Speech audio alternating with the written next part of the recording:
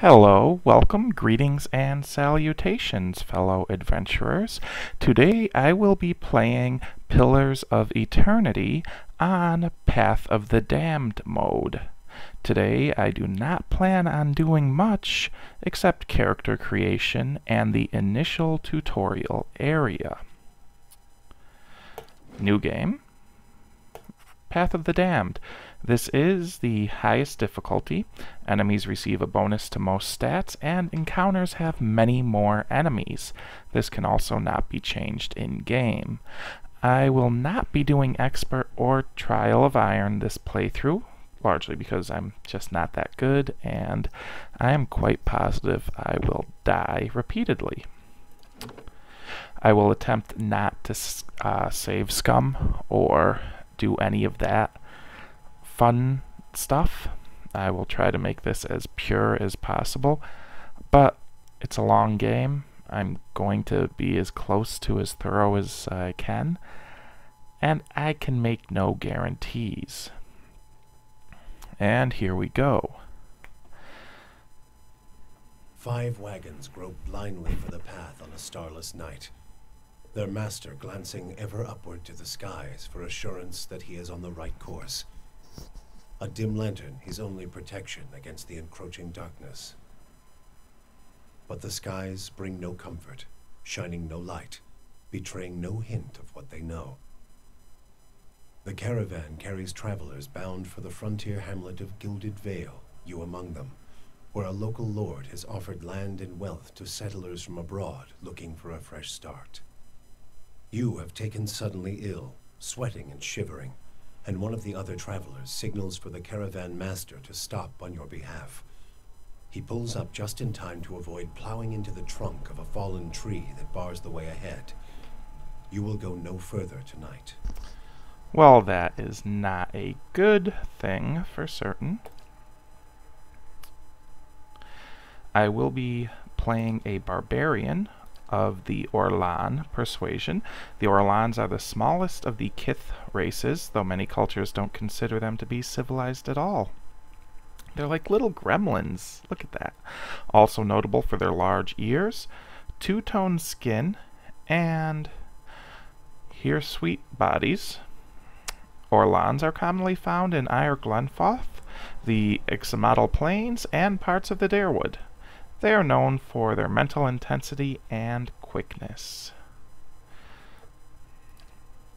Hearth Orlan are often found as slaves in Reed Saris and the Valian Republics. One of the treaty terms between the Darewood and the people of Ir Glenfoth was the liberation of Orlan slaves, and while this has been honored, many Hearth Orlans continue to live in the Darewood as indentured servants.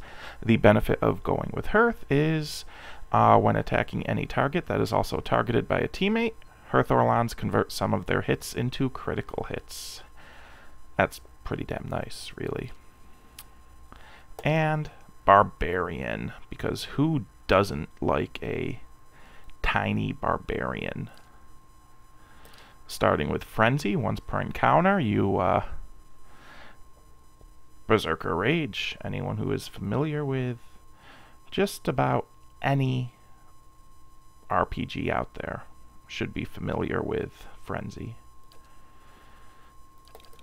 Now I am going to do a bit of min-maxing, courtesy of I can't remember the guide's name, but common sense, I guess you could also say.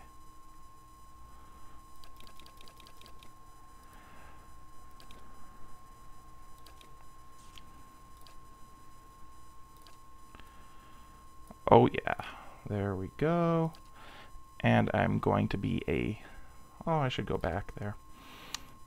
I just assign my stats. Might, obviously, I want to deal damage.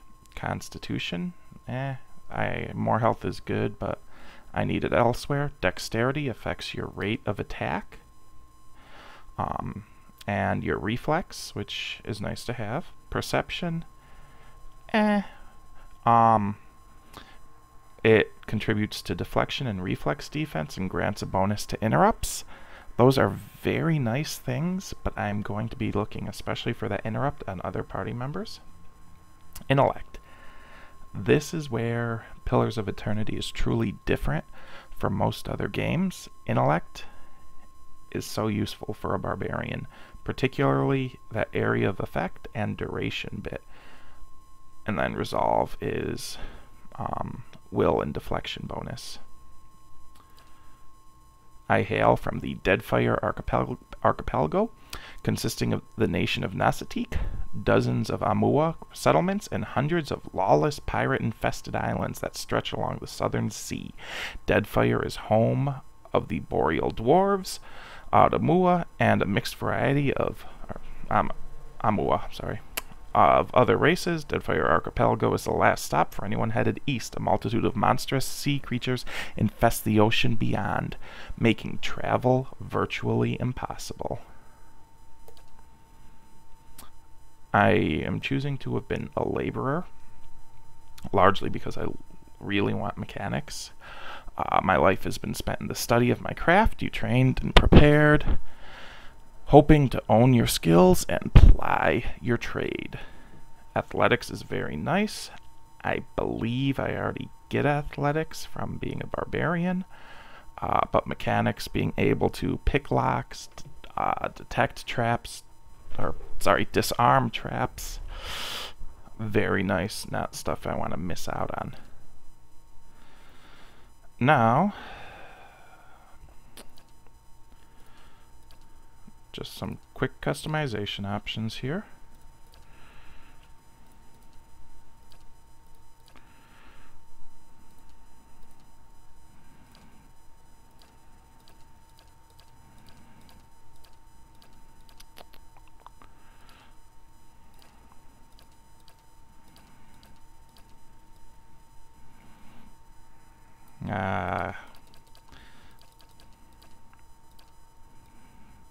I have very specific plans for this, but look at that mustache. That mustache is magnificent.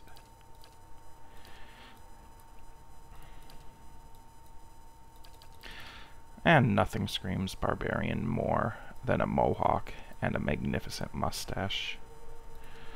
A green mohawk. Now I have a custom picture uploaded right there.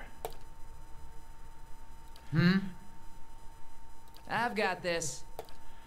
Alright, and so Locke is born. Locke the barbarian is born.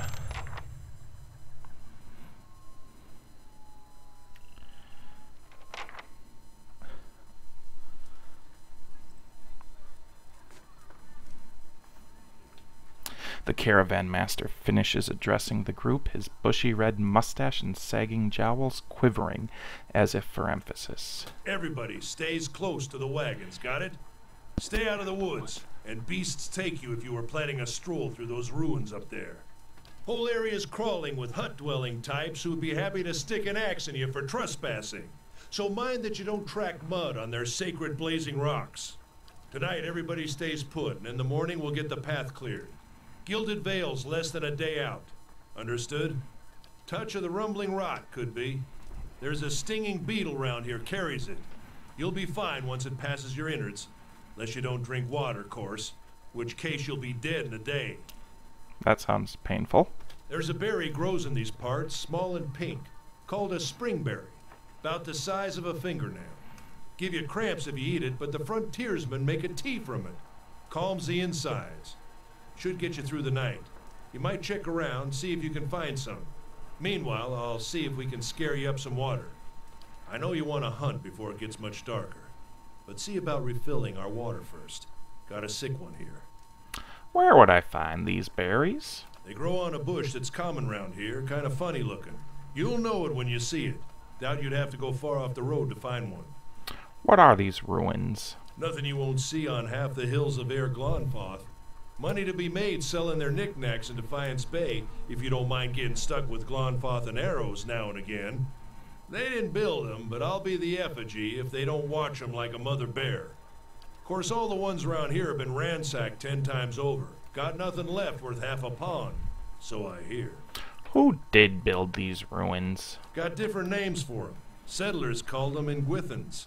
Nobody that liked them enough to stop them becoming ruins, tell you that much. Is it dangerous out here? Not if you hurry about your business, and not if the weather holds up. What kind of weather? This time of year, rain mostly, and wind. But there's a different kind of wind out here time to time. Locals call it a beawick, born out of the ether, the spirit's path. Never seen it myself, never cared to. Just what are those huge rocks? They don't got Audra where you come from? Well, it just grows up out of the ground like this. Goes deep like tree roots. Some of it all the way to the heart of the world, you believe the stories. It's more like a shell than a proper rock. Easier to work if you're a mason. Got all kinds of strange properties. Seems to have some kind of life of its own. Dies if it gets dug up. Loses its luster. Folks think it probably grew at one point or another, but not these days. The soul butchers in Defiance Bay use it for different things. I've heard tell it can hold a man's soul, but I don't care to see it. Got enough to worry about without seeing something like that. I guess I'll go see about those berries then. Hold on. Take someone with you. I know you're not some helpless tenderfoot, not like most of this lot. But you drop dead, I don't want to be looking for the body. Got a schedule to keep. Kalisha. Kalisha! He needs to find some spring berries. Watch that he doesn't drop dead. No promises. What kind of guide says something like that? Kind you can afford.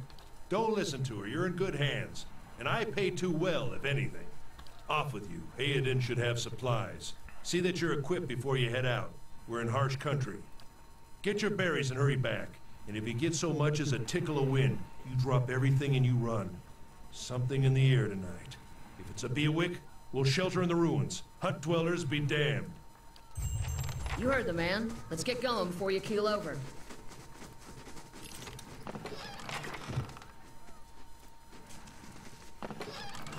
Sure. Well, got some quick stuff to do, then just a Anyone brief need area. supplies?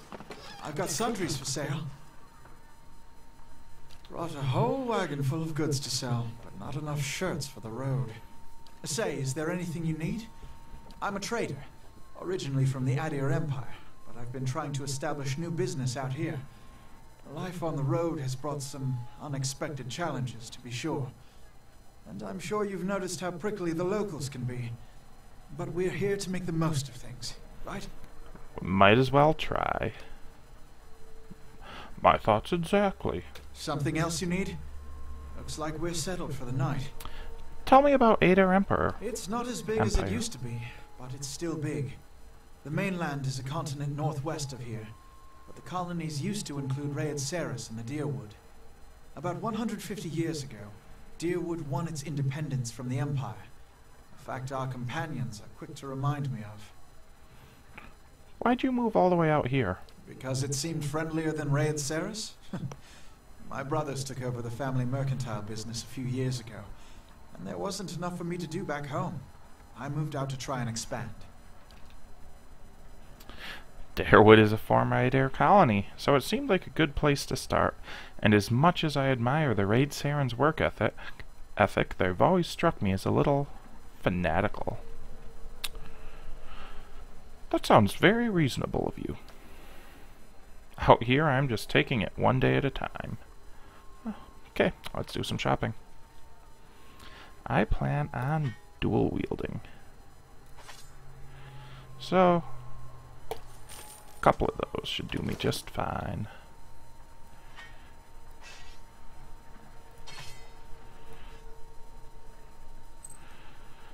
Since I pre-ordered, I have that nice little Guan's Pledge, which gives me a self-heal a couple times per battle. And I have my giant miniature space piglet. A definite reference to Minsk and Boo. I kind of regret not naming myself after Minsk now. Very sad.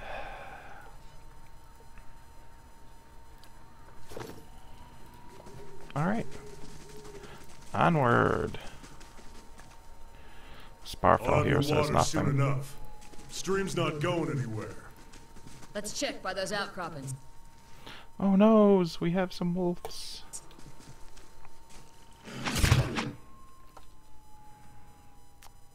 Setting that keybind and that keybind. Damn, missed. Useless. Combat will probably be a little slow. Well, for most of the game. But it will be worth it.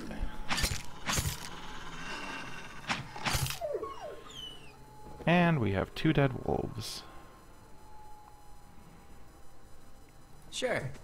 Which, surprise, surprise, 2 wolf hides.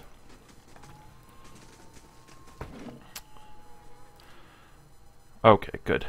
I did disable tutorials. There is a nasty bug with the tutorials where it will just mess up the sound.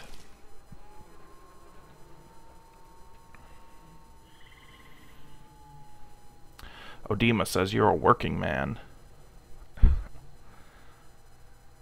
That's right, made my living as a builder. Yeah? How has it that you happened to come here?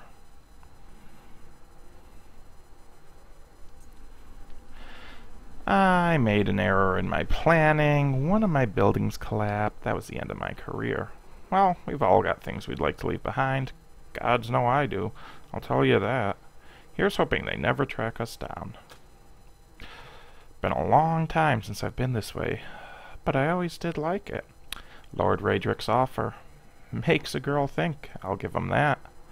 You here to settle, like the rest of this lot? I'm a barbarian. I'm just passing through. That's usually the case with a big city just a little ways further up the same road. Where are you heading?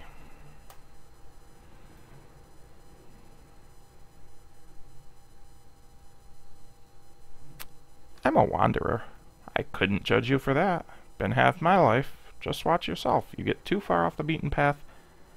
These lands are wild in more ways than one. Anyways, I'm wasting time here. Odama will give me an earful. Let's be on our way. Why are you here? My sister moved out here sometimes back. She sent me a letter. She seemed worried, but that's how she always is. This time, though, she asked me to come out. And that's got me a little worried. I haven't seen her in ages. Been doing guide work in Ixamadal. But I'd do anything for her. She's a much better woman than me. So I'm here, and we'll see. Odama I've worked with before. He doesn't usually drive a route this way, but he's doing it for me. Tell me about yourself. I've got simple needs. I like open skies and far horizons and long walks on the beach. I find work that lets me live that way. My family wanders too. We started in Deerwood, but my parents ended up in the Living Lands, and I've got a brother in Ratai and another in Ider. My sister's in the Gilded Vale, and she's the only real homebody. What can you tell me about Deerwood? Not much for history, but from what I know, it used to be part of the Ider Empire, broke off after a war some years back. The locals here are feisty, and that's just how they like it. I've been out of touch, but I've been hearing weird kind of things of late. People having trouble giving birth, I guess. A lot of them. Been going on for years now, but somehow it's getting worse. I'll have to ask my sister more about it. Alright, let's bounce. You know, I wouldn't hold my breath that Sparfell's getting your water anytime soon. He does what he feels like, when he feels like. We should check up on him first, slap him around a little. The stream's just down that way. Come, let's get your water.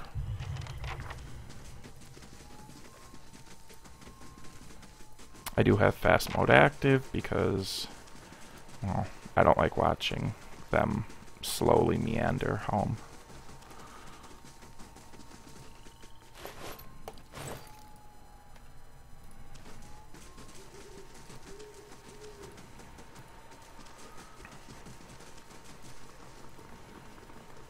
Went hunting. At least he left the water skins. Come on. Not good. And let's grab some delicious beer.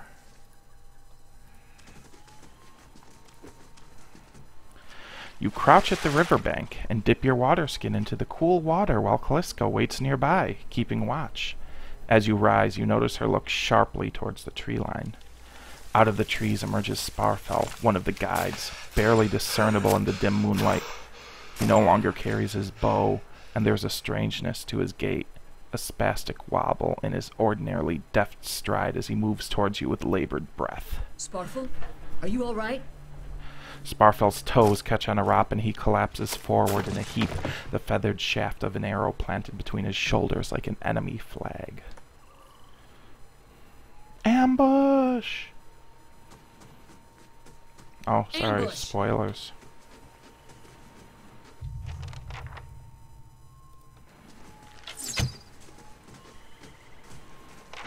Yeah! Yeah!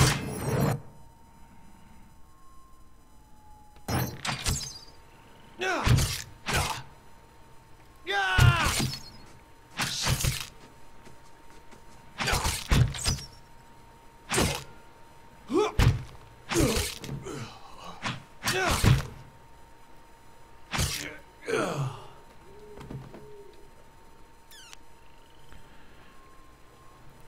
She is Got right. it. We have to get back to camp.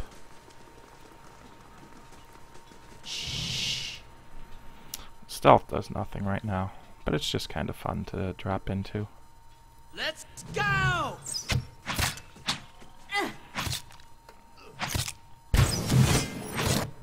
I know it's a bad habit, but I tend to go into frenzy at the start of the combats. I don't think right now it makes much of a difference anyway. And hopefully by late game I will cleanse myself of that bad habit.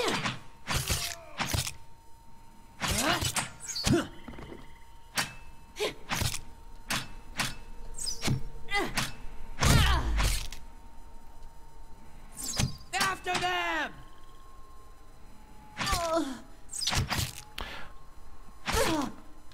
One of the reasons that has not been made clear Damn, missed. as to why going with a barbarian with high intelligence, as mentioned, the intelligence stat governs area of effect. Every barbarian attack, thanks to an ability called Carnage, Damn, missed. is an AoE, has an AoE effect. So having a high intelligence means every one of your basic attacks is going to spread out and hit far more. Also, I am curious if there's any special dialogue. Nope. We just have to make it to camp right now. Well, that is not good. All around you lie the massacred remains of other travelers, peppered with arrows and knife-hilts, splayed and blood-eyed and filthy on the blood-damp earth. A handful of dark figures stand above the fallen, treading on limbs and backs and heads, jerking their axes from bodies as if from half-split logs as they prepare to add you to the sprawling pile beneath them. One of them, towering and severe, with a thick beard tasseled with knots, holds a wet blade at the neck of the man you recognize as Heodin, the last of your caravan left standing. Lay down your arms, trespasser. Do not forfeit this man's life for a fight you will lose. Why have you done this? You have trespassed in places of which no mortal man is worthy. You are trespassers and plunderers all, and we will see this outrage avenged. So I say again, lay down your arms.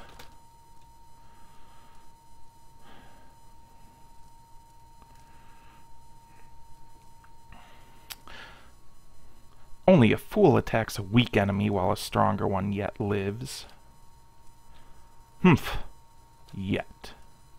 He shoves Hayden towards you. As he does so, the man rakes his blade against Hayden's torso. Hayden screams and stumbles forward, a wet gash in his clothing beginning to bloom crimson. Well, I suppose that could have went worse. He bruised his ribs a little. Oh, that's not good.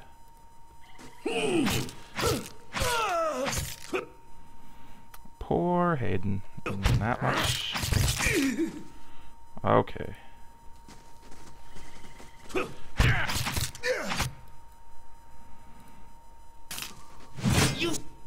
Yeah? I don't predict Hayden's gonna live long this fight. Come on.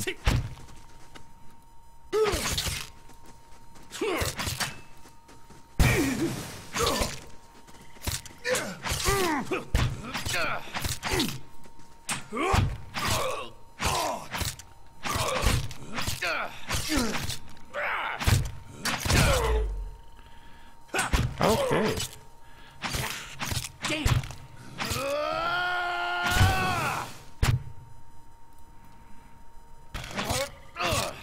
Maybe I'm wrong. Maybe Hayden will actually somehow make it through. Greater miracles have happened.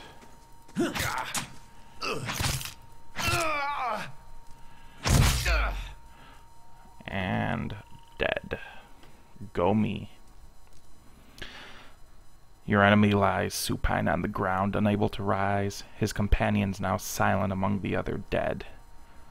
Forgive us. Barely audible beneath his choked sighs, a whisper of the wind stirs the air. As the man's eyes roll back as he closes them. Good, good.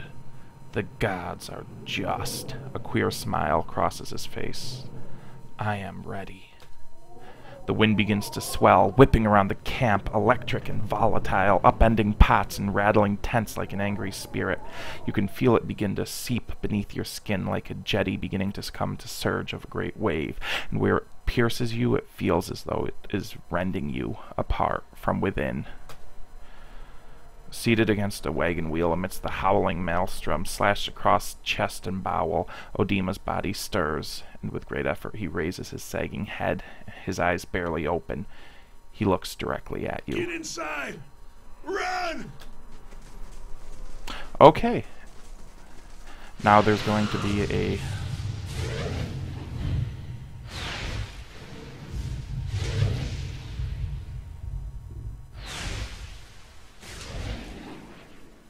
Straining against a gale that threatens to pull you off your feet with every step, you set your hands in the worn folds of a weathered rock and set about pulling yourself up the precipice.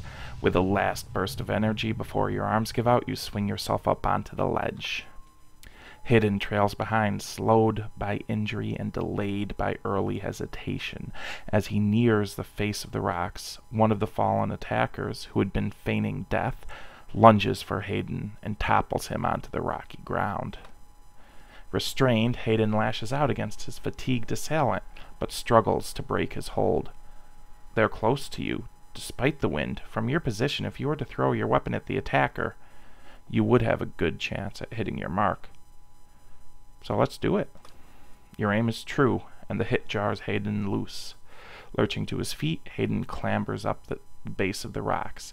As he nears the top, however, the wind flares, pulling him sideways and tearing one of his hands free.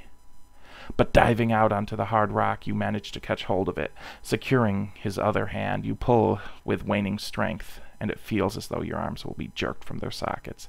They hold just long enough for Hayden to set his feet and join you on the trembling ledge. There is a deep resonance to the swelling wind now. You feel it in the rocks beneath your feet and inside the cavity of your own chest, as though it would shake the marrow of your bones. Each new gust menaces the old stones before you, loosening connections, unsettling balances. As you dart beneath the old archway, the entire portal begins to fall beneath its own weight.